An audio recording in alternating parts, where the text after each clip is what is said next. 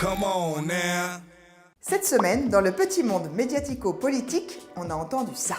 Emmanuel Macron et Marine Le Pen qui sont au coude à coude. Marine Le Pen est en train de passer derrière Emmanuel Macron. Le leader d'En Marche rassemble davantage d'intentions de vote que Marine Le Pen. Pour la première fois depuis mi-janvier, Marine Le Pen est outsider, mais elle a anticipé cet événement en organisant une communication agressive contre son nouveau rival. De Fillon, elle est passée à Macron, à grand renfort d'images et d'éléments de langage savamment martelés.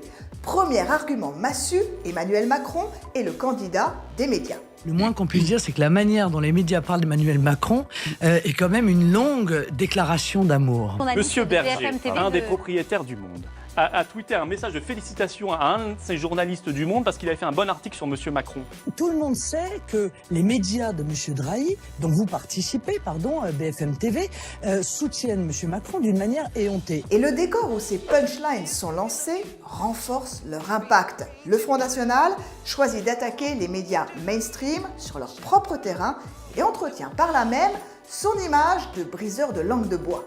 Ensuite vient le message politique manichéen. Il est, si vous voulez, le mondialiste, je suis moi, la patriote. Et pour l'image, Marine Le Pen, là encore, parie sur des clivages simplistes. Quand Emmanuel Macron se la joue gauche caviar en invitant sa femme sur scène, elle met une charlotte sur sa tête, il va rencontrer le peuple qui travaille. Vous vous débrouillez très bien.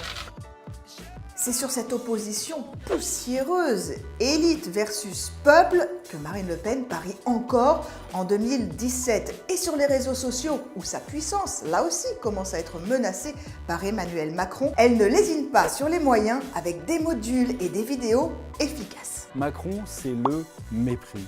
C'est le mépris de classe. Il serre la main d'un pêcheur et il se lave les mains pendant un quart d'heure comme si c'était un pestiféré. Je ne veux plus crouler sous les contraintes, les quotas et les normes, mais simplement pouvoir travailler, comme l'ont fait mon père et mon grand-père avant moi.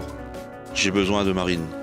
Mais la communication négative est aussi plus subtile. Sans la cautionner officiellement, Marine Le Pen laisse les cadres du FN aller sur TV Liberté, une web TV créée par des anciens du parti qui ne fait pas dans la nuance. La supercherie Macron est-elle en voie d'être démasquée? Au-delà des discours du gendre idéal, les meetings d'Emmanuel Macron sont également pipotés. Marine Le Pen a donc lancé son offensive comme anti-Macron avec des grosses ficelles. Mais son challenge, c'est de convaincre les électeurs qui ne font pas partie de sa base dure. Il lui reste un peu plus de 40 jours. Et pour finir, un coup d'œil à notre baromètre politique des réseaux sociaux. Sur Twitter, c'est François Fillon qui est le plus commenté cette semaine. Et sur Facebook, c'est Marine Le Pen juste devant Emmanuel Macron. Come on, vous ne verrez plus jamais la politique comme avant. À la semaine prochaine sur le JDD.fr. Come on now.